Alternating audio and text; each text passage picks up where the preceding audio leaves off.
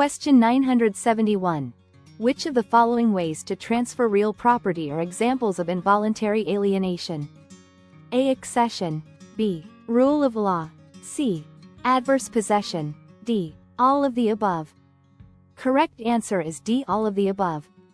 Involuntary alienation means transferring property ownership against the owner's will. All the options listed are examples of this. Accession refers to the addition of land by natural forces, such as the buildup of soil by a river, alluvion. The owner of the existing land automatically gains title to the newly formed land, regardless of their intent. Rule of law is a broad category encompassing various legal processes that can result in involuntary transfer. Dedication, intestate succession, escheat, condemnation, and court decisions regarding real property are all ways of alienation by rule of law. Adverse possession occurs when someone openly, notoriously, and continuously occupies another's property for a statutory period, eventually gaining legal title. This happens without the original owner's consent.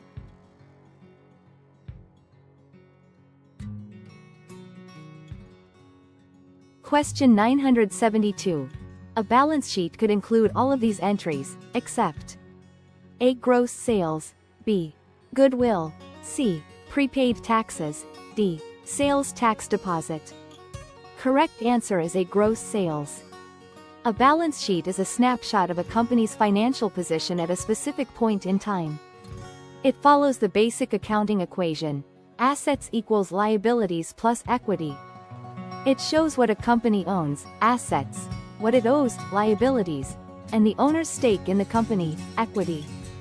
Goodwill, prepaid taxes, and sales tax deposit are assets and show up on the balance sheet. Gross sales is an income statement item. The income statement reports a company's revenues and expenses over a period of time.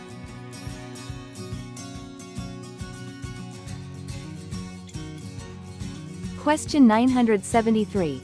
Personal property attached to a building so it becomes real property is known as A. Fixture. B. Trade fixture. C. Appurtenant fixture. D. Either B or C. Correct answer is A. Fixture. A trade fixture is an item installed by a tenant in a commercial property for the purpose of conducting their business. Trade fixtures remain the tenant's personal property and can be removed at the end of the lease. While appurtenant means belonging to or attached to something else, like a right-of-way, the term appurtenant fixture isn't a standard real estate term. The correct term is simply fixture. A fixture is an item of personal property that has been attached to real property in such a way that it is considered part of the real estate. Question 974. When interest is calculated on the principal, plus accumulated interest, it is called A. Compound interest. B. Straight interest. C. Simple interest. D. Overall interest. Correct answer is A. Compound interest. Straight interest isn't a standard financial term. Simple interest is calculated only on the principal amount. It doesn't take into account accumulated interest. Overall interest is a general term and doesn't refer to a specific calculation method. Compound interest is calculated on the principal amount and also on the accumulated interest from previous periods. This means that over time, you earn interest on your interest, leading to faster growth.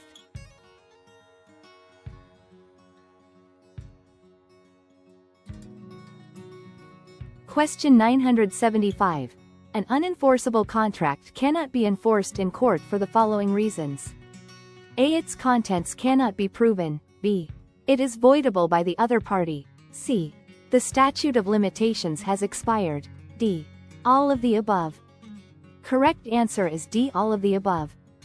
An unenforceable contract is a valid contract that a court will not enforce. If the contents of a contract cannot be proven, it's more likely that the contract is considered void, never valid in the first place, or that there is simply no contract at all.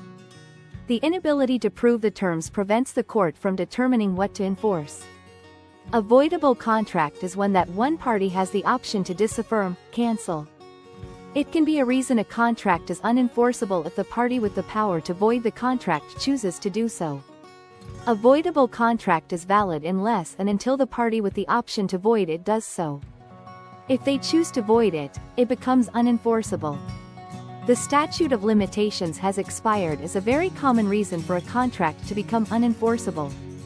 California law gives 4 years to sue for breaches of written contracts. Oral contract breaches in California must be litigated within 2 years.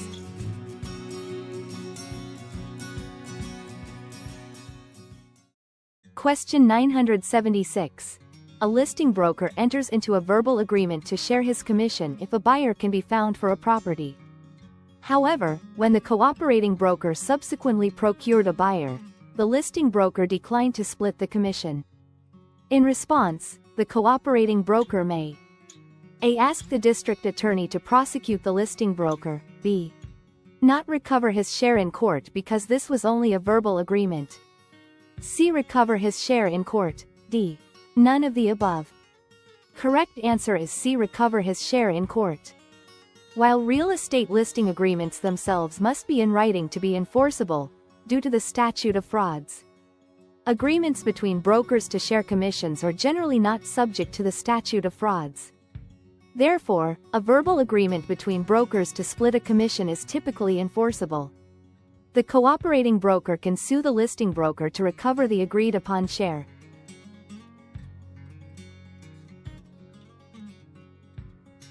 Question 977. The Truth in Lending Act, TILA, is part of the A.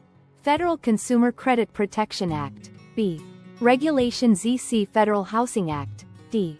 The Fannie Mae Charter. Correct answer is A. Federal Consumer Credit Protection Act. The Federal Housing Act deals with housing and urban development.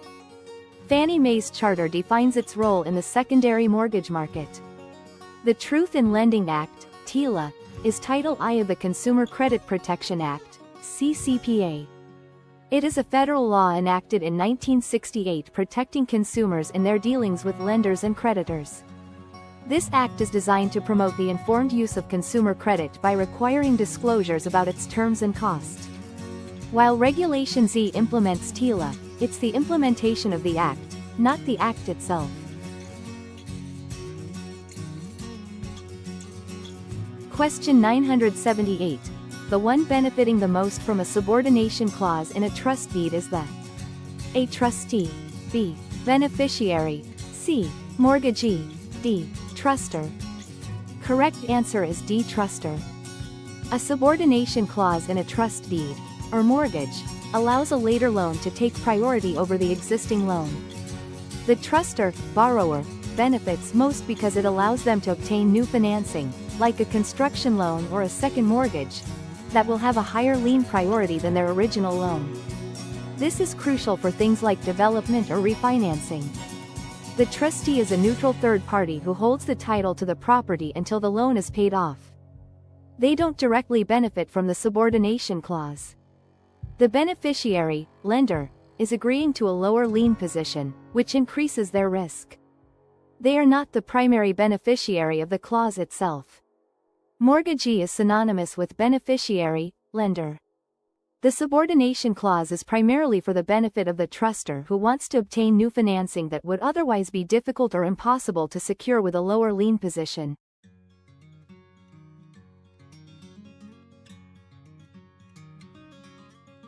Question 979. John, a potential home buyer, asks a broker to find a suitable loan for him. The broker will probably contact A. A local appraiser, B. A bank, C. Fannie Mae, D. The Federal Reserve Bank. Correct answer is B. A bank. An appraiser is hired to determine the value of a property, which is part of the loan process, but the broker wouldn't contact them to find a loan. The lender usually orders the appraisal. Fannie Mae, Federal National Mortgage Association, is part of the secondary mortgage market. They buy mortgages from lenders, but they don't originate loans directly to borrowers. The Federal Reserve is the central bank of the United States. They regulate banks and influence monetary policy. They don't make loans directly to consumers for home purchases. A broker assisting a buyer in finding a loan would typically contact lending institutions like banks, credit unions, or mortgage companies. These are the entities that directly originate loans to borrowers. Question 980. A lease can be terminated by A. Mutual consent of the parties, B. An offer to pay higher rent from a different tenant, C. The arrest and conviction of the tenant for unlawful activities on the premises, D. Both A and C. Correct answer is D. Both A and C. A landlord cannot terminate an existing lease simply because they receive a better offer from someone else. A lease is a binding contract for a specific term. A lease is a contract. It can be terminated by mutual agreement between the landlord and the tenant. This is often done through a written agreement called a surrender. If a tenant engages in illegal activities on the property and is convicted, the landlord typically has grounds to terminate the lease. This is often specified in lease agreements as a cause for termination.